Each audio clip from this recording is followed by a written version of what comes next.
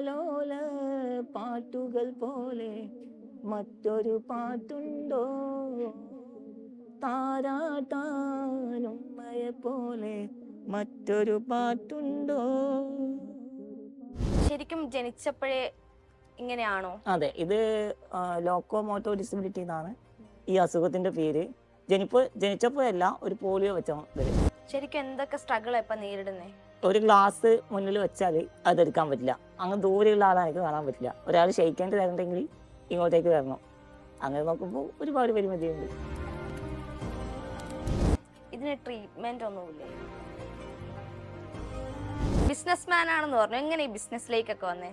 ഞാനൊരു സ്ഥാപനം തുടങ്ങിയായിരുന്നു. അതായത് ഒരു ഫോട്ടോസ്റ്റാറ്റ് കഥ. പിന്നെ അത് അനാദിയായി, സ്റ്റേഷനറി ആയി. പിന്നെ അവിടെ പൊറോട്ടയും ബീഫ് കറിയും വരെ വെക്കേണ്ട അവസ്ഥയിലേക്ക് മാറി. ഒരു ഇടിവെട്ടിയവനെ പാമ്പ് കടിച്ചു എന്നൊക്കെ പറയുക. എപ്പോഴെങ്കിലും തൻഷാന് തോന്നിയിട്ടുണ്ടോ ദൈവം ഭയങ്കര ക്രൂരനാണ്, എന്നെ എന്തിനായിരിക്കും ഇങ്ങനെ സൃഷ്ടിച്ചത് എന്ന് എപ്പോഴെങ്കിലും ആലോചിച്ചിട്ടുണ്ടോ? അന്ന് എപ്പോഴെങ്കിലും തോന്നിയിട്ടുണ്ടോ അനിയനെ പോലെ ആയിരുന്നെങ്കിൽ? അനിയനെ പോലെ ഒന്നുമില്ല, എന്നെ പോലുള്ള കുട്ടികൾ പുറത്തുനിന്ന് ഞാനിങ്ങനെ വീട്ടിന്റെ ഉള്ളിൽ 4 ചുമരിന്റെ ഉള്ളിൽ ഇങ്ങനെ നോക്കുന്ന സമയത്ത് അവര് പലതും ഇങ്ങനെ കളിക്കുന്നുണ്ടാവും അല്ലെ. അപ്പൊ ആ കളികളൊക്കെ കാണുമ്പോൾ അവരെ കൂടെ കൂടുന്നെന്ന് എനിക്കും തോന്നുമല്ലോ, സ്വാഭാവികം. ഒരുപാട് മുസ്ലിങ്ങളുടെ ഏറ്റവും വലിയ ആഗ്രഹമാണ് മക്കയിൽ പോണം, ഉംറ ചെയ്യണം എന്നുള്ളത്. ഈ പരിമിതി വെച്ചിട്ട് തൻഷൻ അത് ചെയ്തു. അത്രയും ആഗ്രഹിച്ച് പോയൊരു സ്ഥലമായിരുന്നു അത്. കാരണം എല്ലാരും ആഗ്രഹിക്കുന്ന സ്ഥലം കൂടിയാണ് മക്ക, മദീന എന്നുള്ളത്. എന്റെ ഉമ്മാനോട് പറഞ്ഞ ആളുണ്ട്, എങ്ങനെയാ അവനെയും കൊണ്ട് പോകാൻ ചോദിച്ച ആളുണ്ട്. വലിയ ട്രിപ്പൊക്കെ പോയിട്ടുണ്ടെന്ന് ഞാൻ കേട്ടിട്ടുണ്ട്. മലമുകളിലൊക്കെ കേറിയെന്നോ എന്തൊക്കെയോ. 2 കൂട്ടുകാർ തമ്മിൽ ഇങ്ങനെ സംസാരിക്കുന്നുണ്ടായി, നമുക്ക് പോയാലോ, പോകാൻ പറ്റുമോ? കാരണം ആരോഗ്യമുള്ള അവരെന്നെ ചോദിക്കുവാണ് പരസ്പരം, നമുക്ക് അവിടെ പോകാൻ പറ്റുമോ എന്നുള്ളതൊക്കെ. അപ്പൊ ഞാൻ ചോദിച്ചാൽ നമുക്കൊന്നും വരാൻ പറ്റില്ലേന്ന് ചോദിച്ചു. രാവിലെ പുലർച്ചക്ക് ഒരു 3:30 മണിക്ക് പോയിട്ട് ഒരു 9 മണിയാകുമ്പോ തിരിച്ചു. ആഗ്രഹങ്ങളെല്ലാം സാധിച്ചിട്ടേ അതെ അതെ അതെ, വളർന്നിരിക്കാൻ നമ്മളെ കിട്ടത്തില്ല. 0ന്ന് ഇവിടം വരെ എത്താൻ പറ്റുവാണെങ്കിൽ, എനിക്ക് ഇങ്ങനെയൊക്കെ ചെയ്യാൻ പറ്റുവാണെങ്കിൽ, എല്ലാത്തിനും കഴിവുള്ള, ഓടാനും ചാടാനും സംസാരിക്കാനൊക്കെ പറ്റുന്ന ആളുകൾക്ക് എല്ലാം ചെയ്യാൻ പറ്റും. ലൈഫിൽ നിന്ന് പഠിച്ച പാഠം എന്താണെന്ന് വെച്ചാൽ, നമ്മള് എപ്പോഴും സന്തോഷമായിട്ടിരിക്കാം. നമ്മളെ നെഗറ്റീവുകൾ കാണാതെ പോസിറ്റീവുകൾ മാത്രം കണ്ട് മുന്നോട്ട് പോകുന്നതാണ്. നേനം ചിഹനന്തി അസ്താനി നേനം ഭവതി ഭാവക അനുശൈനം ക്ലേശേതി പോകുന്ന സോഷ്യേതി മാരുത. ലൈഫ് പഠിപ്പിച്ചതാണോ ഇതൊക്കെ? നമുക്ക് പാഠപുസ്തകത്തിൽ നിന്ന് പഠിപ്പിക്കുന്നതിനെക്കാട്ടിയും കൂടുതൽ നമ്മുടെ ലൈഫ് എക്സ്പീരിയൻസ് എന്തായാലും കിട്ടും. പ്രണയം ഉണ്ടായിട്ടുണ്ടോ? ഞാൻ ഇവിടെ വരുമ്പോ തൻഷൻ എന്തെങ്കിലും തരണമെന്ന് വിചാരിച്ചു, പക്ഷെ എനിക്കൊന്നും മേടിക്കാൻ പറ്റിയില്ല. ചെറിയൊരു മധുരം ഞാൻ തരട്ടെ?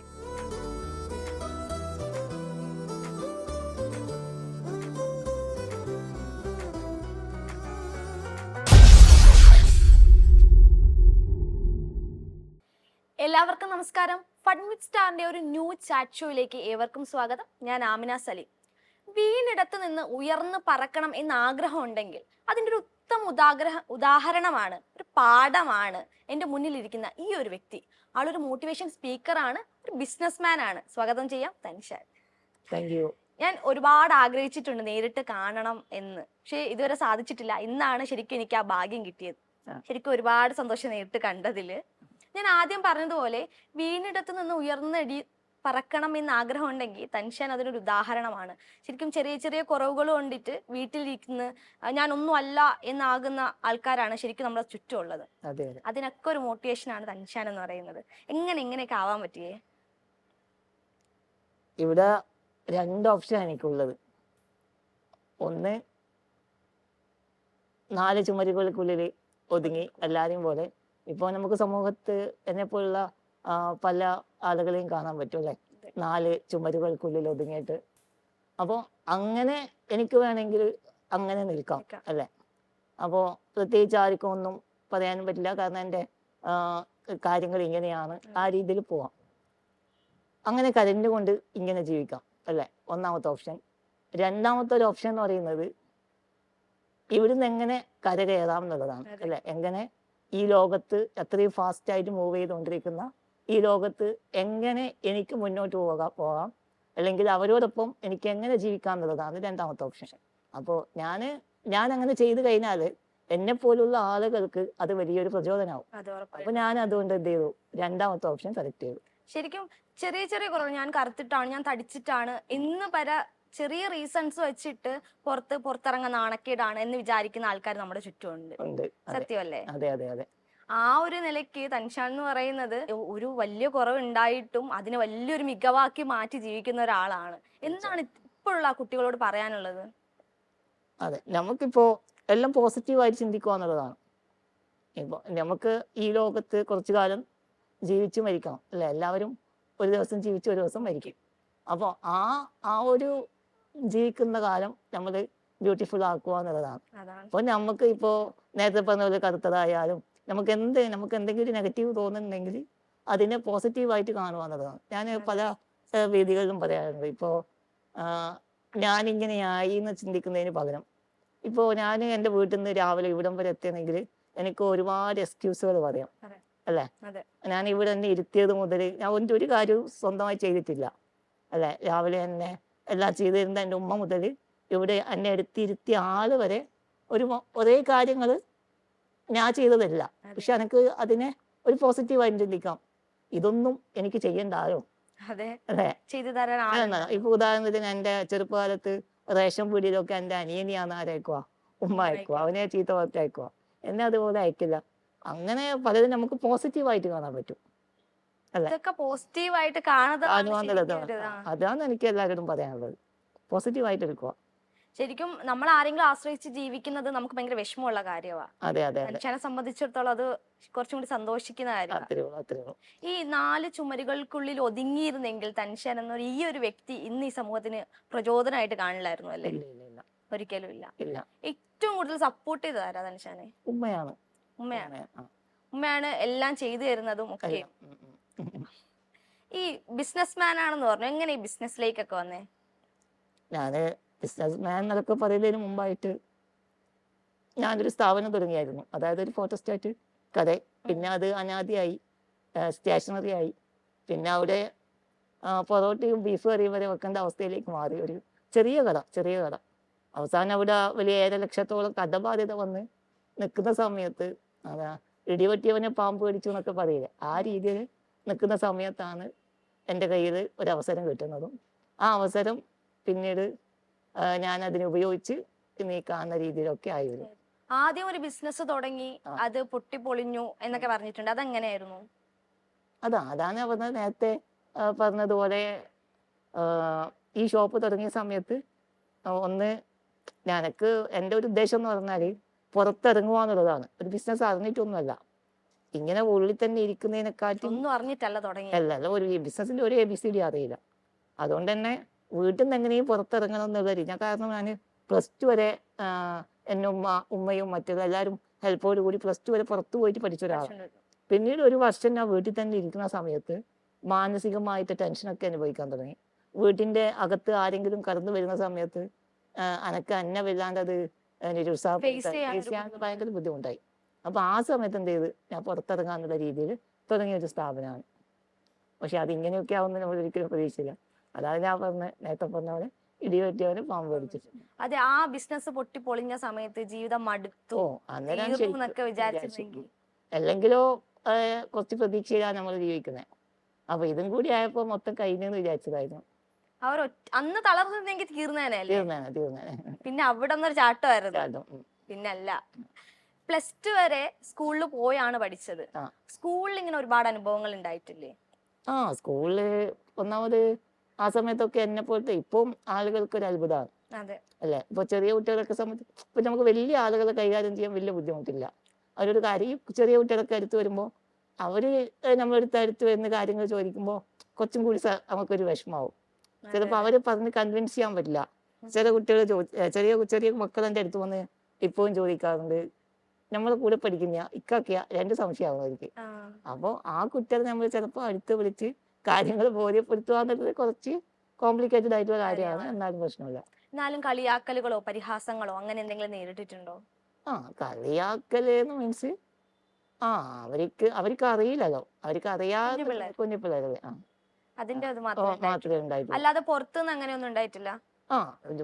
അതായത് കളിയാക്കൽ എന്നല്ല, എന്നെ പോലത്തെ ആൾക്ക് ഇങ്ങനെ ഒരു ബിസിനസ് ചെയ്യാൻ പറ്റില്ല എന്നും, അതേപോലെ പരിമിതിയുള്ള ആളുകൾക്കൊന്നും പറഞ്ഞതല്ല ബിസിനസ് എന്നും, അങ്ങനെ പറഞ്ഞവരുണ്ട്. അങ്ങനെ പറഞ്ഞ ഒരുപാട് ആളുകളുണ്ട്. അവരുടെ മുന്നിലാണ് ഇന്ന് കാണിച്ച് ഞങ്ങൾക്ക് കാ- ബിസിനസ് ഒക്കെ ചെയ്യാൻ ചെയ്യാൻ പറ്റും, പറ്റുന്നുള്ളത് കാണിച്ചു കൊടുക്കുന്നത്. ഇതൊക്കെ നിസ്സാരമല്ലേ. അതെ അതെ. അപ്പോ ഈ വീട്ടിലെന്ന് പറയുമ്പോ ഉമ്മയാണ് എല്ലാം ചെയ്യുന്നത്. അപ്പൊ ഉപ്പ എങ്ങനാ? ഉപ്പയും സപ്പോർട്ടാണ്. ഉപ്പ നല്ല ഉപ്പ എന്ന് പറയുന്നത് ഒരു പ്രത്യേക ക്യാരക്ടറാണ്. നാട്ടില് എല്ലാം ഒരു അത്യാവശ്യം എല്ലാവരും അറിയുന്ന ഒരാളാണ് സാദിഖ് എന്നാണ് പേര്. അപ്പോൾ ആ പള്ളി കമ്മിറ്റി ആയിട്ടും മറ്റുള്ള രാഷ്ട്രീയ പ്രവർത്തനമൊക്കെ ആയിട്ട് പോകുന്ന ഒരാളാണ്. അപ്പോൾ ആള് എന്താണ് ആ ചെയ്യുന്നത് അങ്ങനെയൊന്നും ഇതുവരെ ചോദിച്ചിട്ടുമില്ല. അപ്പോൾ നിനക്ക് എന്തൊക്കെ പറ്റും അത് ചെയ്തോ എന്നുള്ള രീതിയിലാണ് ആള്. ഇപ്പൊ പണ്ട് അറിയാം മോനൊരു കഴിവുണ്ട് എന്ന്. അതാ അറിയായിരിക്കാം ചിലപ്പോ. അപ്പോ ഉപ്പാന്ന് പറയുന്നത് അങ്ങനെ ഒരു ക്യാരക്ടറാണ്. ആള് പണ്ടേ പറയലുണ്ട്. ഇപ്പോ ആള് പുറത്തെ ആളുകൾ ആരും എന്ത് പറഞ്ഞാലും ഒരു രാത്രി 3 മണിക്ക് വീട്ടിൽ വന്ന് ബെല്ലടിച്ചാലും ആള് കാര്യങ്ങളെല്ലാം ചെയ്തു കൊടുക്കും. ഇപ്പം എന്റെ അനിയനാവും ഇങ്ങനെ ഒരു കാര്യം ഉണ്ടെങ്കിൽ ആള് സ്വന്തം ചെയ്തോന്ന് പറയും. നമ്മളായിട്ട് അതിറങ്ങി ചെയ്യട്ടെ എന്നുള്ളൊരു ചിന്തിക്കുന്ന ഒരു രീതിയിലുള്ള ഒരാളാണ്. ഈ ഉമ്മയാണ് ഏറ്റവും ഇഷ്ടം എന്ന് പറഞ്ഞു. അതെ അതെ. ഉമ്മാക്ക് കൊണ്ട് ഒരു പാട്ട് പാടാൻ പറഞ്ഞ.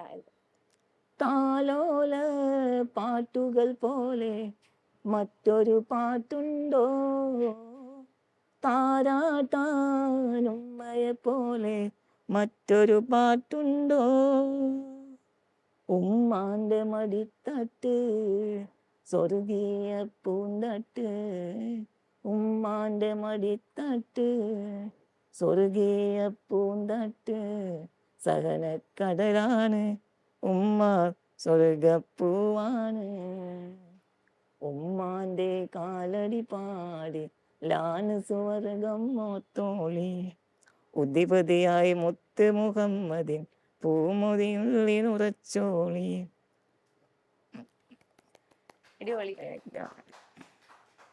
അപ്പൊ ആ ഉമ്മാടെ സ്നേഹം ഒക്കെ അതിലുണ്ട് അല്ലേ? പാട്ട് ഉമ്മാക്ക് ഡെഡിക്കേറ്റ് ചെയ്യുന്നു.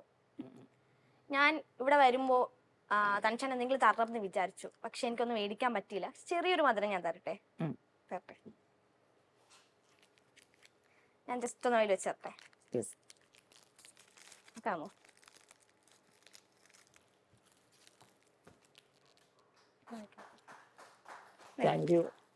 ഓക്കെ, ഇഷ്ടായോ? മുട്ടായി ഇഷ്ടായോ? Thank you so much. അല്ല, എനിക്കൊന്നും മേടിക്കാൻ പറ്റിയില്ല, ചെറുതായിട്ടൊന്ന് മേടിച്ചതാ. അപ്പോ എപ്പോഴെങ്കിലും തൻഷാന് തോന്നിയിട്ടുണ്ടോ ദൈവം ഭയങ്കര ക്രൂരനാണ്, അല്ലെങ്കിൽ എന്നെ എന്തിനായിരിക്കും ഇങ്ങനെ സൃഷ്ടിച്ചത് എന്ന് എപ്പോഴെങ്കിലും ആലോചിച്ചിട്ടുണ്ടോ? ആദ്യമാണ് എന്നോട് ഈ ചോദ്യം ചോദിച്ചിട്ടുണ്ടെങ്കിൽ ഞാൻ ആണ് തന്നെ പറയും ആദ്യം. പക്ഷെ ഇപ്പം ചിന്തിച്ചു നോക്കിയത്തെ അല്ലല്ലോ. അപ്പോൾ ആളുകൾക്ക് നമുക്ക് ഇപ്പോൾ ദൈവം നമ്മൾ ഇപ്പൊ ഒന്ന് ചെയ്യുന്നുണ്ടെങ്കിൽ അപ്പൊ ആ സ്റ്റാർട്ടിങ് നമുക്കൊരു ആ കാര്യം എന്തിനാണ് ബോധ്യപ്പെടില്ല അല്ലെ. ഇപ്പൊ ചെറിയ കുട്ടികൾ ഒരു ഇങ്ങനെ ഫാദറിങ് കൂട്ടിയിട്ട് ഒരു ഷോപ്പിൽ പോയി. അപ്പൊ ആ ഷോപ്പിൽ ആ കുട്ടിക്ക് പലതരത്തിലുള്ള ഇപ്പം കത്തുന്ന ഷൂ എല്ലാം കണ്ടില്ലേ. അപ്പൊ അങ്ങനത്തെ ഷൂ വാങ്ങിച്ചു കൊടുക്കാൻ പോകുമ്പോൾ ആ കുട്ടി പറയുന്നത് വേണ്ട, എനിക്ക് വലിയ അച്ഛനൊക്കെ ചവിട്ടുന്ന പോലത്തെ വലിയ ചെരുപ്പ് വേണമെന്ന് ഓർത്ത് വാശിപ്പിടിച്ചു. പക്ഷെ നമുക്ക് ആ അച്ഛനറിയാം ഏതാ നല്ലത് എന്നുള്ളത് അല്ലെ. അപ്പൊ അതുപോലെ ഇപ്പോ എന്നെ കാണുമ്പോൾ പല ആളുകളും പറയുന്നുണ്ട് നിങ്ങളെ കാണുമ്പോൾ നമുക്ക് പ്രചോദനം ആകുന്നുണ്ട് എന്നുള്ള രീതിയിൽ. അപ്പൊ അങ്ങനെ വെച്ച് നോക്കുമ്പോൾ ഇപ്പം ദൈവം തോന്നിയതല്ല, ദൈവം നല്ലത് തന്നെയാ ചെയ്യുന്നത്. അതെ, എന്തോ നല്ലതിനാണ് ദൈവം ഇങ്ങനെ ആക്കിയത്. അതെ അതെ. അത് ആദ്യമേ ചിന്തിക്കേണ്ടതായിരുന്നു. നമ്മളൊക്കെ ആദ്യമേ ചിന്തിച്ച് ഇനി ജീവിച്ചിരിക്കണ്ട എന്ന് വിചാരിക്കും, ഇത്രയും കഷ്ടപ്പെട്ട്. അതെ അതെ അതെ. പക്ഷെ അതിന്റെയൊക്കെ ഏറ്റവും വലിയ പ്രചോദനമാണ് മനുഷ്യൻ. അതെ അതെ, അത് അങ്ങനെയാണ്. ഇപ്പൊ നമുക്ക് നമ്മളെ തലയിൽ ചെറിയൊരു ഒരു ഉദാഹരണം കൂടി, ചെറിയൊരു കല്ല് വന്നിട്ട് തലയിൽ വീണ്. അപ്പൊ നമ്മൾ ആ സമയത്ത് ദൈവത്തിന് എന്താ പറയും, ഈ ദൈവം എന്താ എന്നോട് മാത്രം ഇങ്ങനെ ക്രൂരത കാണിക്കുന്നത് വിചാരിച്ചു. പക്ഷെ ആ സമയത്ത് തന്നെ നമ്മൾ നോക്കുമ്പോൾ ഒരു വലിയ കല്ലുണ്ടാവും മുന്നിൽ വന്നിട്ട് വീണ്. അപ്പൊ ആ കല്ല് ചിലപ്പോൾ നമ്മൾ തലയിൽ വീണ് നമ്മൾ ഒന്ന് വല്ലാണ്ടായി പോകാനായിരിക്കാം ചിലപ്പോൾ ഈ ഒരു ചെറിയ കല്ല് വന്ന് വീണിട്ടുണ്ടാവും. ദൈവം ഒന്നും കാണാതെ ചെയ്യത്തില്ല. ഇല്ല ഇല്ല ഇല്ല, എന്നെക്കാളും കഴിയാത്ത ആളുകളില്ലേ ഈ ലോകത്ത്, ഒരുപാട് പേരുണ്ട്. അപ്പൊ ശരിക്കും ജനിച്ചപ്പോഴേ ഇങ്ങനെയാണോ? അതെ, ഇത് ലോക്കോമോട്ടോ ഡിസബിലിറ്റി എന്നാണ് ഈ അസുഖത്തിന്റെ പേര്. ജനിച്ചപ്പോഴല്ല, ഒരു പോളിയോ വെച്ച ഇതില് 9ാം മാസത്തിലോ മറ്റോ ഒരു പോളിയോ വെച്ച സമയത്ത് ഞാൻ ഈ രീതിയിലായി മാറി. ശരിക്കും എന്തൊക്കെ സ്ട്രഗിൾ ഇപ്പൊ നേരിടുന്നേ? സ്ട്രഗിളേ ഉള്ളൂ. അതായത് ഒരു ഗ്ലാസ് മുന്നിൽ വെച്ചാൽ അതെടുക്കാൻ പറ്റില്ല. ഇപ്പൊ അങ്ങ് ദൂരെയുള്ള ആളെ എനിക്ക് കാണാൻ പറ്റില്ല. ഒരാൾ ക്ഷയിക്കേണ്ടി തരണ്ടെങ്കിൽ ഇങ്ങോട്ടേക്ക് വരണം, അങ്ങോട്ടേക്ക് പോകാൻ പറ്റില്ല. അങ്ങനെ നോക്കുമ്പോൾ ഒരുപാട് പരിമിതിയുണ്ട്. അത് വെച്ച് നോക്കുമ്പോ ഒരു ഭാഗ്യമല്ലേ, അങ്ങോട്ട് പോകണ്ട അതുകൊണ്ട് എല്ലാരും എൻ്റെ ഇങ്ങോട്ട് അടുത്തേക്ക് അങ്ങനെ വരും. അത് അത് ഞാൻ നേരത്തെ പറഞ്ഞു തന്നത് കൊണ്ട് അങ്ങനെ പോസിറ്റീവായിട്ട് ചിന്തിക്കാം അല്ലെ, ആ ചിന്ത വന്നില്ലേ. അതെ, അതാണ്. ഉറപ്പായിട്ടും. ഈ ഒരുപാട് മുസ്ലിങ്ങളുടെ ഏറ്റവും വലിയ ആഗ്രഹമാണ് മക്കയിൽ പോണം, ഉംറ ചെയ്യണം എന്നുള്ളത്. അതെ അതെ ശരിക്കും ഈ പരിമിതി വെച്ചിട്ട് തൻഷൻ അത് ചെയ്തു. അതെ അതെ. അല്ലേ? എങ്ങനെ ഉണ്ടായിരുന്ന എക്സ്പീരിയൻസ് ഒക്കെ? ഒന്ന് അത്രയും ആഗ്രഹിച്ച് പോയൊരു സ്ഥലമായിരുന്നു അത്. കാരണം എല്ലാരും ആഗ്രഹിക്കുന്ന സ്ഥലം കൂടിയാണ് മക്ക മദീന എന്നുള്ളത്. അപ്പോ ഞാൻ അവിടെ പോകുന്ന സമയത്ത് തന്നെ പല ആളുകളും അവിടുത്തെ ആളുകൾ ഇങ്ങനെ നോക്കുമല്ലോ. ഞാൻ ടൂർ പാക്കേജ് അങ്ങനെ പാക്കേജ് പോയ അതുകൊണ്ട് തന്നെ കുറെ ആളുകൾ ഒന്നിച്ചുണ്ടാവും. ഒറ്റക്ക് പോകുന്ന ആ ഒരു രീതിയിലെല്ലാം നമുക്ക് ഒറ്റക്കായി ചെയ്യാൻ പറ്റില്ല, എല്ലാവരെയും കൂടിയും ചെയ്യണം. അപ്പൊ അങ്ങനെ നിൽക്കുന്ന സമയത്ത് നമുക്ക് എല്ലായിടത്തും യാത്ര ചെയ്യേണ്ടി വരും. ഞാനൊരു 14 ദിവസം അവിടെ നിന്നേ. ആ 14 ദിവസവും യാത്രയാണ്. അപ്പോൾ പല സ്ഥലങ്ങൾ കാണാനുണ്ട്. അവിടെ തായിഫ്, അങ്ങനെ പല സ്ഥലങ്ങൾ, ഇങ്ങനെ ഉഹദ്, അങ്ങനെ ചരിത്ര സംഭവങ്ങൾ ഒരുപാട് സ്ഥലത്ത് ഇങ്ങനെ പോകണം. പിന്നെ അതേപോലെ തന്നെ ഈ നമുക്ക് തവാഫ് ചെയ്യുന്ന സമയത്ത്, സ്വൈ ചെയ്യുന്ന സമയത്തൊക്കെ തലയൊക്കെ ചുറ്റും. അപ്പൊ കുറേ സമയം റൂമിൽ വന്ന് കുറച്ചിരിക്കേണ്ടി വരും. അപ്പോൾ അത് ഒരു വല്ലാത്തൊരു എക്സ്പീരിയൻസ് ആയിരുന്നു. ഇങ്ങനെ ഒരു ഉംറയ്ക്ക് പോകണമെന്ന് ആഗ്രഹം പറഞ്ഞപ്പോ ആരെങ്കിലും പറഞ്ഞായിരുന്നോ നിന്നെ കൊണ്ട് പോകാൻ പറ്റത്തില്ല? എൻ്റെ ഉമ്മാനോട് പറഞ്ഞ ആളുണ്ട്, എങ്ങനെയാ അവനെയും കൊണ്ട് പോകാന്ന് ചോദിച്ച ആളുണ്ട്. ആ സമയത്ത് നമുക്ക് എങ്ങനെ ഉമ്മാനോട് പല ആളുകളും എന്നെ കൊണ്ട് ഇങ്ങനെ പോകാൻ പറ്റില്ല എന്ന് പറഞ്ഞിട്ടുണ്ടായിരുന്നു. പക്ഷേ ഞാൻ അവിടെ എത്തിയ സമയത്ത്, ഇവിടുന്ന് ഇന്ത്യയിൽ നിന്ന് നമ്മൾ സൗദിയിൽ എത്തിയ സമയത്ത് വലിയ പ്രശ്നം ഉണ്ടായില്ല. പക്ഷെ അവിടുന്ന് ഇങ്ങോട്ടേക്ക് വരുന്ന സമയത്ത് അവിടുത്തെ ഫ്ലൈറ്റ് നമ്മൾ ഇങ്ങോട്ടേക്ക് വരണ്ടെങ്കിൽ പിന്നെ ഓക്സിജൻ ഒക്കെ വെച്ചിട്ട് ഇങ്ങോട്ട് അയക്കണമെന്നുള്ള രീതിയിൽ ചോദിച്ചിട്ടുണ്ടായിരുന്നു. അപ്പോൾ നമുക്ക് കുറച്ച് സമയം എന്നെ കൊണ്ട് എല്ലാവരും അവിടെ നിൽക്കേണ്ട പോലത്തെ അവസ്ഥയിലെത്തി. കാരണം എന്നെ കാണുമ്പോൾ അവരിങ്ങനെയാണ് കാണുന്നത്. അപ്പോൾ അങ്ങോട്ടേക്ക് എങ്ങനെയാ പോകുന്നത് ചോദിച്ചപ്പോൾ ഞാൻ അവരോട് പറഞ്ഞത്, ഇങ്ങോട്ട് എനിക്ക് വരാൻ പറ്റുവാണെങ്കിൽ അങ്ങോട്ട് തിരിച്ചങ്ങോട്ട് പോകുന്നതിന് പ്രശ്നമില്ല എന്നുള്ള രീതിയിൽ സംസാരിച്ച് അപ്പോൾ അങ്ങനെ യാത്ര ചെയ്തു. ഈ പോകുന്നെങ്കിൽ തന്നെ ടെൻഷൻ ആരെങ്കിലും എടുത്തോണ്ട് പോവേണ്ടി വരും. എന്നെ അവര് പിന്നെ എല്ലായിടത്തും എന്നെ എടുത്തുകൊണ്ട് തന്നെ പോകണം. ആരാ ഏറ്റവും കൂടുതൽ ടെൻഷന്റെ കൂടെ നിൽക്കുന്നത്, ഇങ്ങനെ കൊണ്ടുപോകാനും എടുത്തോണ്ട് പോകാനും ഒക്കെ? അതിനിപ്പോ നേരത്തെ എൻ്റെ കൂടെ ഒരു വൈശാഖ് നോട്ട്, ഞാൻ നേരത്തെ പറഞ്ഞ എൻ്റെ ബിസിനസ് പാർട്ണർ ഒക്കെ ആയിട്ടുള്ള ഒരാളുണ്ട്. അങ്ങനെ ഒരാളുടെ പേര് പറഞ്ഞു കഴിഞ്ഞാൽ ഒരുപാട് പേരുണ്ടല്ലേ? ഫ്രണ്ട്സ് ഒരുപാട് പേരുണ്ടോ? ഒരുപാടില്ല, കുറച്ച് ആളുകൾ, നമ്മുടെ കൂടെ നിൽക്കുന്ന കുറച്ച് ആളുകൾ, കുറേ ആളില്ല എന്തായാലും. എന്നാലും ഫ്രണ്ട്സ് ഒക്കെ എങ്ങനെയാ? നല്ല സപ്പോർട്ടാണ്. ഫ്രണ്ട്സ് ആയിട്ടുള്ളവര് നല്ല സപ്പോർട്ടാണ്. ഒരുപാട് പേരൊന്നും ഇല്ലെങ്കിലും കുറച്ച് പേര് മതിയല്ലേ? കൂടെ നിൽക്കുന്നവര് മതി. നിൽക്കുന്ന കുറച്ച് ആളുകൾ പോലെ. ഈ വലിയ ട്രിപ്പൊക്കെ പോയിട്ടുണ്ടെന്ന് ഞാൻ കേട്ടിട്ടുണ്ട്, മലമുകളിലൊക്കെ കേറിയെന്നോ എന്തൊക്കെയോ? അതൊരു സുഹൃത്തിന്റെ കൂടെ ഇങ്ങനെ യാത്ര ചെയ്തതാ. അപ്പോ അവര് എന്നെ കൂട്ടണമെന്നുള്ള ഒരു ഡിസ്കഷൻ അവർക്കില്ല. 2 കൂട്ടുകാർ തമ്മിൽ ഇങ്ങനെ സംസാരിക്കുന്നുണ്ടായി, നമ്മളുണ്ടാവും ഇങ്ങനെ നമുക്ക് പോകാൻ പറ്റുമോ. കാരണം ആരോഗ്യമുള്ള അവരെന്നെ ചോദിക്കുവാണ് പരസ്പരം നമുക്ക് അവിടെ പോകാൻ പറ്റുമോ എന്നുള്ളതൊക്കെ. അപ്പൊ ഞാൻ ചോദിച്ചാൽ എന്താ നമുക്കൊന്നും വരാൻ പറ്റില്ലേന്ന് ചോദിച്ചു. അപ്പൊ അവര് പറഞ്ഞു അതൊരു നല്ല ഐഡിയ ആണല്ലോ എന്നുള്ള രീതിയിൽ സംസാരിച്ച്. പിന്നെ അന്ന് വലിയ കുന്ന് കയറിയിട്ട് ഒരു പുലച്ചക്ക് ഒരു വലിയ കുന്നിന്റെ മുകളിൽ കയറിയിട്ട് ചെറിയൊന്ന് സ്ലിപ്പായാൽ പിന്നെ ഒരു പൊടി പോലും കിട്ടൂല. അതുപോലെ കാര്യം രാവിലെ പുലച്ചക്ക് ഒരു 3:30 മണിക്ക് പോയിട്ട് ഒരു 9 മണിയാകുമ്പോ തിരിച്ചു വന്നു. അടിപൊളിയായിരുന്നു. നല്ല മഴയായിരുന്നു. അടിപൊളി ഇപ്പം പറയാ. അത് കുറച്ച് ട്രാവലൊക്കെ ചെയ്യാൻ ഇഷ്ടമുള്ള ആളാണോ? ഇഷ്ടമാണ്, ഭയങ്കര ഇഷ്ടമാണ്. എവിടെ ഏറ്റവും കൂടുതൽ ഇഷ്ടമുള്ള സ്ഥലം ഏതാ പോവാനായിട്ട്? പോവാൻ എന്തായാലും ദുബായിൽ പോകണമെന്നുണ്ട്. എന്തായാലും നവംബറോട് കൂടി അത് പോയി. ആഗ്രഹങ്ങളെല്ലാം സാധിച്ചിട്ടേ അതെ അത്രേ ഉള്ളൂ. അതെ തളർന്നിരിക്കാൻ നമ്മളെ കിട്ടത്തില്ല. ഇല്ല. അതിനൊരാളോട് നന്ദി പറയാനുണ്ട്. നമ്മുടെ ഷംസു പറയുന്ന നല്ല ഷംസു എന്ന് പറയും, അയക്ക സ്പോൺസർ ചെയ്തിട്ടുണ്ട്, അങ്ങോട്ടേക്ക് വിളിച്ചിട്ടുണ്ട്. അടിപൊളി. സഹായിക്കാനും ഒരുപാട് പേരുണ്ട്, കൂടെ നിൽക്കാൻ ഒരുപാട് ആളുകളുണ്ട്. പിന്നെ എന്തിനാ പേടിക്കുന്നേ അല്ലേ? അതുകൊണ്ട് സന്തോഷം മാത്രമേ ഉള്ളൂ. ലൈഫിൽ നിന്ന് പഠിച്ച പാഠം എന്താ വെച്ചാൽ? പഠിച്ച പാഠം എന്ന് പറയുന്നത് നമ്മള് എപ്പോഴും സന്തോഷമായിട്ടിരിക്കാം. അതാണ്. നമ്മളെ നെഗറ്റീവുകൾ കാണാതെ പോസിറ്റീവുകൾ മാത്രം കണ്ട് മുന്നോട്ട് പോകുന്നതാണ്. പഠിക്കേണ്ട കാര്യങ്ങൾ ഒരുപാട്, ഓരോ നിമിഷം ഇങ്ങനെ പഠിച്ചുകൊണ്ടിരിക്കാം. ഇപ്പൊ ലൈഫിൽ പഠിച്ചുകൊണ്ടിരിക്കുകയോ ചെയ്യുന്നത് ഇപ്പോ. അപ്പൊ ഇപ്പം പഠിച്ചുകൊണ്ടിരിക്കുന്നതുകൊണ്ട് എന്ത് പഠിച്ചു എന്നുള്ള ചോദ്യത്തിന് ഉത്തരവില്ല. കുറേ കാര്യങ്ങൾ ഇങ്ങനെ വീണ്ടും വീണ്ടും പഠിച്ചുകൊണ്ട് ഇപ്പോൾ ഇവിടെ വന്നപ്പം തന്നെ കുറേ കാര്യങ്ങൾ പഠിച്ചു. അപ്പോൾ അത് തിരുത്തിയിട്ട് കുറച്ചും കൂടി അടിപൊളിയായിട്ട് പിന്നെ ചെയ്യും. അത്രേ ഉള്ളൂ. ചെറിയ ചെറിയ വിഷമങ്ങൾ വന്നാലും വലിയ വലിയ സന്തോഷം കാത്തിരിക്കുന്നുണ്ട്. കാത്തിരിക്കുന്നുണ്ട്. അതെ. അതെ അതെ. ആദ്യമൊക്കെ ആൾക്കാരെ ഫേസ് ചെയ്യാൻ ഭയങ്കര ബുദ്ധിമുട്ടായിരുന്നു എന്ന് പറഞ്ഞു. ഉം. പിന്നീട് എങ്ങനെയാ ഫേസ് ഇപ്പം ചെയ്ത് തുടങ്ങി 10,000 ആൾക്കാർ മുമ്പിൽ വരെ സംസാരിച്ചിട്ടുണ്ട്. അതെങ്ങനെ അതിൽ നിന്നൊരു ചേഞ്ച് വന്നത്? അത് നമ്മൾ സ്ഥിരം ഒരു കാര്യം ചെയ്യുമ്പോൾ നമുക്കത് നേക്കായി വരുമല്ലോ. ഒരു കാര്യം നമുക്ക് ആദ്യം ചെയ്യുമ്പോൾ ഒരു ബുദ്ധിമുട്ടുണ്ടാവും. പിന്നെ പ്രാക്ടീസ് ബിക്കം എ പ്രോ എന്നാ പറയാ. അതെ, ഒരു കാര്യം വീണ്ടും വീണ്ടും ചെയ്യുന്ന സമയത്ത് നമുക്കത് പ്രോ ലെവലിലേക്ക് ആയിട്ട് വരും. ഒരു സമയത്ത് മരിക്കാൻ വരെ സിറ്റുവേഷൻ ആയി വന്നൊരു ഹോസ്പിറ്റലിൽ കിടന്ന ഒരു സിറ്റുവേഷൻ ഉണ്ടായിരുന്നു. അതെന്തുവായിരുന്നു? അത് ഒരു ന്യൂമോണിയ ഒക്കെ ബാധിച്ച് ഒരു ഹോസ്പിറ്റലിൽ നിന്ന് ഒരു അരമണിക്കൂർ കൊണ്ട് വേറൊരു ഹോസ്പിറ്റലിലെത്തി. അതിന് മുമ്പായിട്ട് ഞാനിങ്ങനെ എനിക്ക് തോന്നിയ ഞാനിങ്ങനെ എന്താഗ്രഹിച്ചാലും നമുക്ക് ആഗ്രഹിക്കുന്ന ഒരു രീതി പഠിച്ചു കഴിഞ്ഞാൽ നമ്മൾ എന്താഗ്രഹിച്ചാലും അത് നടക്കും. ആഗ്രഹിക്കേണ്ട ആ ഒരു രീതി പഠിക്കണം. അപ്പോൾ ആ രീതി പഠിച്ചപ്പോൾ ഞാൻ അതിനിടയ്ക്ക് ഒരു കാര്യം ആലോചിച്ച് ഒരു 2 വർഷം മുന്നേ ഒന്ന് ആഗ്രഹിച്ചു പോയി, ഒന്ന് ആംബുലൻസിൽ പോകണം.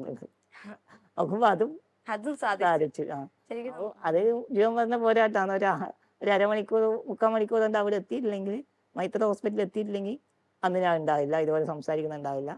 പക്ഷെ അന്ന് അവിടെ എത്തി അവിടുന്ന് ഒരു റിക്കവർ ആയി വരുന്ന സമയത്ത് പിന്നെ ഫസ്റ്റ് എന്നോട് അവർ എല്ലാവരും പറഞ്ഞിട്ടുണ്ടായിരുന്നു. 9ഓളം ഡോക്ടേഴ്സൊക്കെ ഉണ്ട്, സൈക്കോളജിസ്റ്റ് ഉണ്ട്. അപ്പോൾ അവരെന്നോട് മോട്ടിവേറ്റ് ചെയ്യുന്നുണ്ടായിരുന്നു. അതായത് ഈ ഓക്സിജൻ മെഷീൻ കഴിച്ചേ പറ്റൂ, ഇതെപ്പോൾ ഇങ്ങനെ വെക്കാൻ പറ്റില്ല, അപ്പോൾ ഇത് കഴിക്കുവാണ്. അപ്പോൾ ഇതിൻ്റെ ഒരു ബലത്തിലാണ് നീ ഇപ്പോൾ നിൽക്കുന്നത്. നീ നമ്മളോട് ചിരിക്കുന്നുണ്ട് കേൾക്കുന്നുണ്ട് എന്നല്ല നമുക്കറിയാം. അപ്പോൾ അത് വെച്ച് നമ്മളിത് ഊരാൻ പോവുകയാണ്. എനിക്ക് ഈ ലോകത്ത് എത്രത്തോളം ജീവിക്കണം എന്ന് ആഗ്രഹമുണ്ട്. ആ ആഗ്രഹത്തിൻ്റെ ബലത്തിലായിരിക്കും പിന്നെ ഈ ജീവിക്കുവാന്നുള്ളത്. കാരണം എൻ്റെ ആഗ്രഹം കഴിഞ്ഞിട്ടില്ല. എനിക്കിപ്പം പറയാൻ പറ്റും ഞാൻ തുടങ്ങുന്നേ ഉള്ളൂ.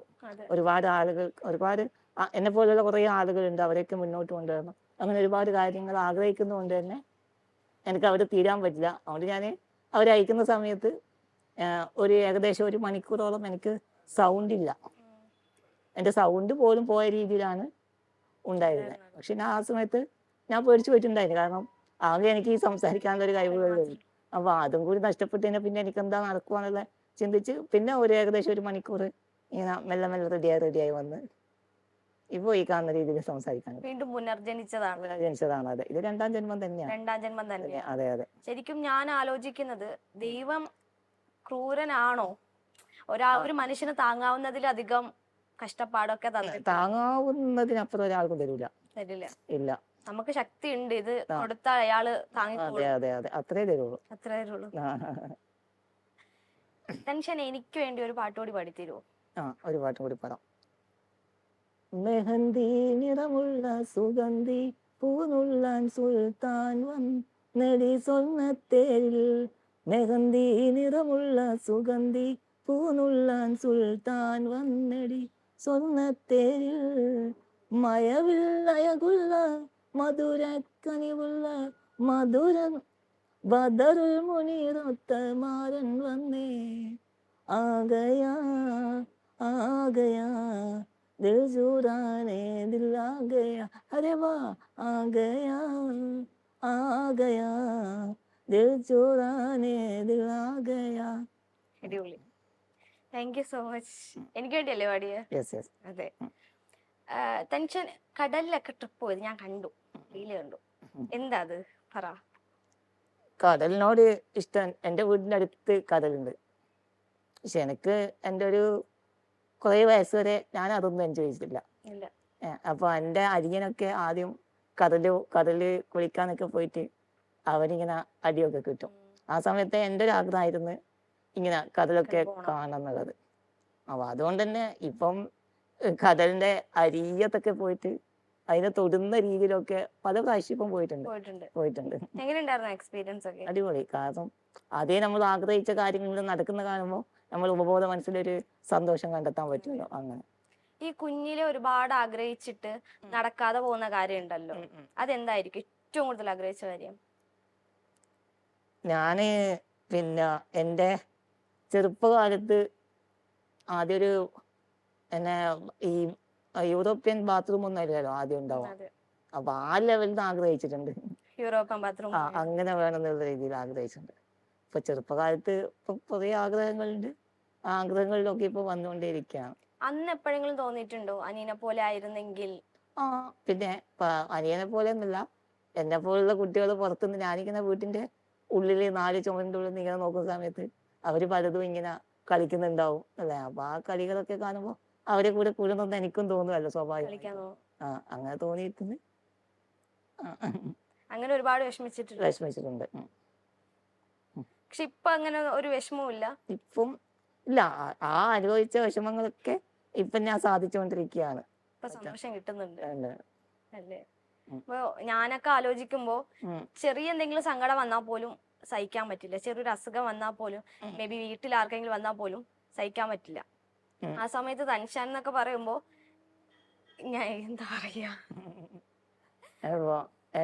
ഇപ്പോ എന്റെ മെഡിക്കൽ സർട്ടിഫിക്കറ്റ് 100% അവര് പറയുന്നത്. അപ്പൊ ഞാൻ എല്ലാ സ്ഥലത്തും പറയുന്നത് അതായത് 100%ന് 1% ഞാനൊരു ഒരു സിസ്റ്റാവിനും വിട്ടുകൊടുക്കാൻ തയ്യാറില്ല എന്നുള്ളത്. കാരണം ആ 1% വെച്ചിട്ട് വേണം എനിക്കിതൊക്കെ ചെയ്യാൻ. അപ്പോൾ ഈ 100% ഞാൻ ഇങ്ങനെയൊക്കെ ചെയ്യുമ്പോൾ പലതും കണ്ട് ഒന്നും പറ്റില്ല എന്ന് ആലോചിച്ച് നിൽക്കുന്ന പല ആളുകൾക്കും അത് ചെയ്യാൻ പറ്റുന്നത് കാണുമ്പോൾ എന്നെ പല ആളുകളും കണ്ടിപ്പോൾ ഇൻസ്പയർ ആയിട്ട് പറയാറുണ്ട്. ഞാൻ നിങ്ങളോട് സംസാരിച്ച മുതൽ ഞാൻ അടിപൊളിയായി റെഡിയായി എന്നൊക്കെ പറയും. അപ്പോൾ അത് വേറൊരു സന്തോഷമാണ്. മറ്റുള്ളവരിൽ നമ്മൾക്ക് ഇപ്പോൾ ഞാൻ സൈക്കോളജിയും കൂടി എടുത്തിട്ടുണ്ട്. അപ്പോൾ അതുകൊണ്ട് തന്നെ എനിക്ക് പറയാൻ പറ്റുന്ന ഒരു കാര്യമുണ്ട്. നമുക്ക് നമ്മളിൽ ചെയ്യുന്ന സന്തോഷങ്ങളുണ്ടല്ലോ. ഉദാഹരണത്തിന് നമ്മളൊരു ഫോൺ ആഗ്രഹിക്കുന്നു, നല്ല ഡ്രസ്സ് ആഗ്രഹിക്കുന്നു, നല്ല കാർ ആഗ്രഹിക്കുന്നു, നല്ല വീട് ആഗ്രഹിക്കുന്നു. പക്ഷെ അതിനേക്കാളും വലിയ നമുക്ക് സന്തോഷം കിട്ടുക എന്നുള്ളത് മറ്റുള്ളവർക്ക് നമ്മൾ കൊടുക്കുന്ന ഒരു സന്തോഷം ഉണ്ടല്ലോ. മറ്റുള്ളവർക്ക് കൊടുക്കുമ്പോൾ ഇപ്പൊ നേരത്തെ എനിക്കൊരു മിഠായി തന്നു, അപ്പൊ ഇയാൾക്ക് നല്ലൊരു സന്തോഷം ഉണ്ടായില്ലേ. അപ്പൊ അതേപോലെ അങ്ങനെയുള്ള സന്തോഷങ്ങൾ ഇപ്പം കണ്ടെത്താൻ തുടങ്ങി. അപ്പൊ അതൊരു വലിയ സന്തോഷമാണ്. നമ്മളെ കൊണ്ട് എന്തെങ്കിലും ചെയ്യാൻ പറ്റുക എന്നുള്ളത് വലിയ കാര്യമല്ലേ. ശരിക്കും 2 കൈയും 2 കാലൊക്കെ ഉണ്ടായിട്ട് പോലും നമുക്കൊന്നും ചെയ്യാൻ പറ്റുന്നില്ല. ശരിക്കും അങ്ങനെയുള്ള വിഷമമൊക്കെ ഉണ്ട്. ആ വിഷമമൊന്നും അല്ല എന്ന് ഇപ്പഴാ മനസ്സിലായത്. ആ ഒരു വിഷമമൊന്നും അല്ല, എല്ലാം സാധിക്കുമല്ലേ. അതെ, തീർച്ചയായിട്ടും. ലൈഫ് പഠിപ്പിച്ചതാണോ ഇതൊക്കെ, ഇങ്ങനെയൊക്കെ ചിരിക്കാൻ? തീർച്ചയായിട്ടും ലൈഫ് തന്നെയാണ്. നമുക്ക് പാഠപുസ്തകത്തിൽ നിന്ന് പഠിപ്പിക്കുന്നതിനെക്കാട്ടിയും കൂടുതൽ നമ്മുടെ ലൈഫ് എക്സ്പീരിയൻസ് എന്തായാലും കിട്ടും. അത് നമ്മൾ പഠിക്കാൻ വേണം. +2 കഴിഞ്ഞ് വീണ്ടും പുറത്തു പോയി പഠിക്കണം എന്ന് ആഗ്രഹം ഉണ്ടായിരുന്നോ? ഞാന് പിന്നെ +2 കഴിഞ്ഞ് media, internet marketing, medical transcription ഇങ്ങനെ 1-2 കോഴ്സൊക്കെ വീട്ടിലെടുത്ത് പഠിക്കുന്ന സമയത്താണ് ആ ഒരു ബിസിനസ്സിലോട്ടേക്ക് ഇറങ്ങിയത്. അപ്പോൾ അതിന് മുന്നായിട്ട് ഞാൻ പല പ്രാവശ്യം ഞാൻ ഗവൺമെന്റ് സ്കൂളാണ് കിട്ടിയതാണ്. അപ്പോൾ വീണ്ടും ഉമ്മാനെ വിഷമിപ്പിക്കണം, മറ്റുള്ളവരും ഇങ്ങനെ വിഷമത്തിലാക്കണം എന്നുള്ള രീതിയിൽ ഞാനത് വേണ്ടാന്ന് വെച്ചാൽ. പക്ഷെ ഇപ്പം കുറച്ചുകാലം ഇപ്പൊ സൈക്കോളജിയിൽ ഇപ്പൊ എടുത്തിയ പിന്നെ ആഗ്രഹങ്ങളുണ്ട്. അതും ശരിക്കും എന്താ ഫ്യൂച്ചർ പ്ലാൻ? എന്താ ഏറ്റവും വലിയ ആഗ്രഹം? എന്താ ഏറ്റവും വലിയ ആഗ്രഹം? ഒന്ന്, എന്നെ പോലുള്ള ആളുകൾക്ക് പ്രചോദനമായിട്ട് എന്നെ കൊണ്ട് അവർക്ക് എന്തൊക്കെ ചെയ്തു കൊടുക്കാൻ പറ്റും അതൊക്കെ ചെയ്യണം. പിന്നെ പ്രധാനമായിട്ടും പുറത്തുള്ള രാജ്യങ്ങളിലേക്ക് കുറെ സ്ഥലങ്ങൾ കാണണമെന്നുണ്ട്. അത് അങ്ങനെയുണ്ട്. പിന്നെ എനിക്ക് ഇങ്ങനെയൊക്കെ ആവാൻ കാരണം എൻ്റെ ഉമ്മയും ഉമ്മാൻ്റെ ഒരു ഉപ്പ, സഹോദരി, അതേപോലെ തന്നെ എൻ്റെ ഇത്താത്ത, ഉമ്മാൻ്റെ അനിയത്തി, അങ്ങനെ ഒരുപാട് ആളുകളുണ്ട്. അപ്പൊ അവർക്ക് എന്നെ കൊണ്ട് എന്തൊക്കെ ചെയ്തു കൊടുക്കാൻ പറ്റും അതൊക്കെ ചെയ്തു കൊടുക്കണം. പിന്നെ ഒരു കാര്യം എന്ന് പറയുന്നത് ഒരു ട്രെയിനിങ് അക്കാദമി നടത്തണം. അതേപോലെ ഒരു വലിയ മോട്ടിവേഷൻ സ്പീക്കറായിട്ട് ലോകത്ത് അറിയപ്പെടണം. അപ്പൊ അതൊക്കെ ഇങ്ങനെ എന്തൊക്കെ ചെയ്യാൻ പറ്റും നടന്നു വരികയാണ്. അതെ, തീർച്ചയായിട്ടും. ശരിക്കും ഈ പരിമിതികൾ വെച്ചിട്ട് അത്രയും വലിയ സക്സസ് ആയി നിൽക്കുന്ന ഒരാളാണ്. ശരിക്കും അഭിമാനം തോന്നുന്നുണ്ട് കാണുമ്പോ. ഇതൊക്കെ കാണുമ്പോൾ ശരിക്കും മോട്ടിവേറ്റഡ് ആവുന്നുണ്ട്. നമുക്കും ഇനി സാധിക്കുമെന്ന് തോന്നുന്നുണ്ട്. ഞാൻ ചെറിയ കാര്യങ്ങൾക്ക് വിഷമിച്ചിരിക്കുന്ന ആളാ. എനിക്ക് പെട്ടെന്ന് സങ്കടം വരും. ചെറിയ വിഷമം വന്നാൽ സഹിക്കാൻ പറ്റത്തില്ല. ഇതൊക്കെ കാണുമ്പോ എനിക്കൊന്നും അല്ല. അത് തന്നെയല്ലേ ഏറ്റവും വലിയ ആഗ്രഹം അല്ലേ? അപ്പോ തൻഷന്റെ എല്ലാ ആഗ്രഹങ്ങളും സാധിക്കും. നീയും പറഞ്ഞ ഉപ്പാനും ഉമ്മാനെയും അതുപോലെ ഉമ്മയുടെ സഹോദരനെയും ഒക്കെയും നോക്കാനും അവര് പറയുന്നൊക്കെ കൊടുക്കാനും ഒക്കെ പറ്റും. ബിസിനസ്സിലൊക്കെ എങ്ങനെ നല്ല വളർച്ചയുണ്ടോ? ഇപ്പൊ കൊറോണ സമയത്തൊക്കെ നന്നായിട്ടൊന്ന് പോയതാണ്. ഇപ്പൊ രണ്ടാമതൊന്ന് കയറി വരുന്നുണ്ട്. ഉമ്മയൊക്കെ കൊണ്ടല്ലോ ഉംറയ്ക്ക് പോയത്? അതെ. ഉമ്മാക്ക് ആഗ്രഹം പ്രകടിപ്പിച്ചത് കൊണ്ടാണ് അങ്ങോട്ടേക്ക് പോയത്. എനിക്ക് കുറച്ച് കഴിഞ്ഞിട്ട് ചെയ്യാവുന്ന രീതിയിലായിരുന്നു. ഉമ്മയുടെ ആഗ്രഹം കൊണ്ടാണ്. അമ്മക്ക് കുറച്ച് പ്രായമായി വരുന്നുണ്ടല്ലോ, അപ്പൊ ഉമ്മാക്ക് ആരോഗ്യമുള്ള സമയത്ത് തന്നെ പെട്ടെന്ന് പോയി വരാന്നുള്ള രീതിയിൽ വേഗം പോയതാണ്. ഈ ടെൻഷൻ ലൈഫിൽ നിന്ന് പഠിച്ചൊരു പാഠം നമ്മുടെ പ്രേക്ഷകർക്ക് പറഞ്ഞു കൊടുക്കാൻ പറഞ്ഞ എന്ത് പറയും, അവരോട് എന്ത് പറയും? നേരത്തെ സൂചിപ്പിച്ച ഒരു കാര്യം തന്നെയാണ്. അതായത് നേരത്തെ പറഞ്ഞല്ലോ, 100% ഇങ്ങനെ ഡിസബിലിറ്റി ഉള്ള ഒരാളാണ് ഞാൻ. അപ്പോൾ ആ ആള് എന്ന് പറയുമ്പോൾ ഒരു 0 ആണ്. 0ന്ന് ഇവിടം വരെ എത്താൻ പറ്റുവാണെങ്കിൽ, എനിക്ക് ഇങ്ങനെയൊക്കെ ചെയ്യാൻ പറ്റുവാണെങ്കിൽ, എല്ലാത്തിനും കഴിവുള്ള ഓടാനും ചാടാനും സംസാരിക്കാനൊക്കെ പറ്റുന്ന ആളുകൾക്ക് എല്ലാം ചെയ്യാൻ പറ്റും. ഞാൻ എല്ലാ ട്രെയിനിങ്ങിലും ഇതിലും പറയുന്ന ഒരു കാര്യം തന്നെയാണ് ശ്രീകൃഷ്ണ ഭഗവാന്റെ ഒരു ഇത്. അതായത് നേനം ചിഹ്നന്തി അസ്ത്രാണി നേനം ഭവതി ഭാവക അനുശൈനം ക്ലേശേതി പൂർണ്ണ സോഷേതി മാരുത. അതായത് ഞാൻ അനുശനായ ഒരു ആത്മാവാണ്. എന്നെ അഗ്നി കൊണ്ട് കരിക്കാനുമാവില്ല, വെള്ളം കൊണ്ട് നനയ്ക്കാനുമാവില്ല, കാറ്റ് കൊണ്ട് അണയ്ക്കാനുമാവില്ല. അപ്പോൾ ആ ഒരു ആത്മാവാണ് നമ്മൾ എല്ലാവരും. ഇത് കാണുന്നതൊക്കെ വെറും ശരീരം മാത്രം. അപ്പോൾ അങ്ങനെ കണ്ടുകൊണ്ട് അതാണ് ഞാൻ ഏറ്റവും ഉൾക്കൊള്ളുന്നൊരു പാഠവും. എനിക്ക് പറയാനുള്ളത്, എന്നെ കൊണ്ട് ഇത്രയൊക്കെ ചെയ്യാൻ പറ്റുവാണെങ്കിൽ നിങ്ങൾക്കൊക്കെ എന്തും ചെയ്യാൻ പറ്റും. അതിനേക്കാളും വലിയൊരു മോട്ടിവേഷൻ ഒന്നുമില്ല പറയാൻ. ലാസ്റ്റ് ആയിട്ട് ഒന്നുകൂടി ചോദിച്ചോട്ടെ, ഇതിന് ട്രീറ്റ്മെന്റ് ഒന്നുമില്ലേ? ട്രീറ്റ്മെന്റ് ഉണ്ടോന്ന് ചോദിച്ചാൽ ഞാൻ ഒന്നും നോക്കിയിട്ടില്ല.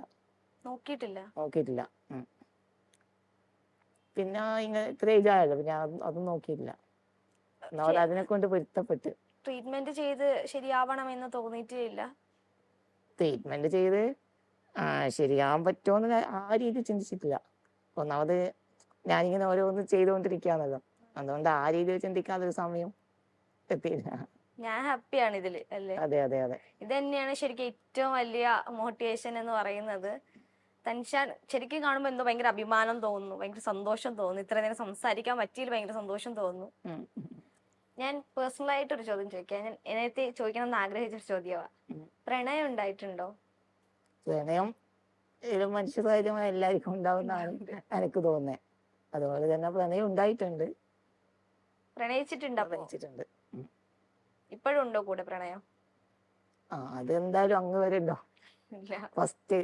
ഫസ്റ്റ് ഈസ് ബെസ്റ്റ് എന്നല്ലേ? അതെ, അത് ഉറപ്പാണ്. ഈ പ്രണയിക്കുന്നവരോട് എന്താ പറയാനുള്ളേ? പ്രണയം എന്ന് പറഞ്ഞാൽ ഇപ്പോ രണ്ടുപേര് തമ്മിൽ അല്ലെ ഒരാൾക്ക് ഒരാളോട് തോന്നുന്നൊരു കാര്യം.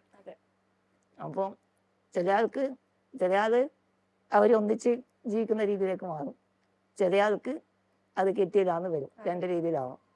അപ്പോൾ കിട്ടിയ ആള് ഓക്കെ, ഹാപ്പി ആയിട്ട് പോവുക. കിട്ടാത്ത ഒരു സാധനം പിന്നെ നമുക്ക് പലതും കേൾക്കുന്നില്ലേ, ആസിഡ് ഒഴിച്ചു അങ്ങനെയാക്കി ഇങ്ങനെയാക്കി എന്നൊക്കെ വെച്ചത്. പക്ഷെ അങ്ങനെ പോകേണ്ട ആവശ്യമില്ല. ഇപ്പോൾ നമ്മളൊരു പൂവ് ആഗ്രഹിച്ച ചില പൂവ് നമ്മൾ പറിക്കും, ചിലപ്പോൾ ആ പൂവ് അങ്ങനെ തന്നെ അവിടെ എന്ന് നിൽക്കുമ്പോൾ കാണുന്ന ഒരു സന്തോഷമില്ലേ. ഇപ്പോൾ ഉദാഹരണത്തിന് ഒരു പെൺകുട്ടി ആണെങ്കിൽ ആൺകുട്ടി കാണുന്ന സമയത്ത് ഒരു നന്നായിട്ട് ലൈഫിൽ ഹാപ്പി ആയിട്ട് ജീവിക്കുന്ന സമയത്ത് ആ പൂവ് ഇപ്പൊ അങ്ങനെ കാണുന്നതിന്റെ ഒരു സന്തോഷമില്ലേ, അങ്ങനെ കണ്ടെത്താൻ വേണ്ടി ശ്രമിക്കുക എന്നുള്ളത് മാത്രമേ. അതാണ് ഇപ്പൊ പ്രണയിക്കുന്നവരോട് പറയാനുള്ളത്. അതെ. ശരിക്കും ഇപ്പോ ദിൻഷാനെ പോലെയുള്ള എല്ലാവർക്കും മോട്ടിവേഷൻ ആണ് ദിൻഷാൻ എന്ന് പറയുന്നത്. ഇപ്പോ ഇനിയും ഒരുപാട് ഉയർച്ചയിൽ എത്തണം. അതിന് വേണ്ടിയിട്ടുള്ള ചെറിയ സമ്മാനം പറ്റുമോ?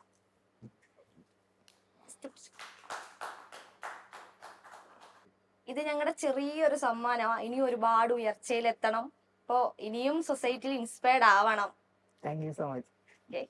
അപ്പോ തൻഷാൻ ഒരുപാട് സന്തോഷം ഇത്രയും നേരം ഇവിടെ ഇരുന്ന് സംസാരിച്ചതിന്, ഇത്രയും മോട്ടിവേറ്റ് ചെയ്തതിനും. അതുപോലെ തന്നെ ഇനിയും സൊസൈറ്റിയിൽ ഇങ്ങനെ തന്നെ ഇൻസ്പയർഡ് ആയിട്ട് പോട്ടെ, ഒരുപാട് ഉയർച്ചയിൽ എത്തട്ടെ, പറഞ്ഞ ആഗ്രഹങ്ങളൊക്കെ നടക്കട്ടെ. എല്ലാവരും കൂടെ തന്നെ കാണും. എപ്പോഴും സ്നേഹം മാത്രമാണ്. Thank you so much.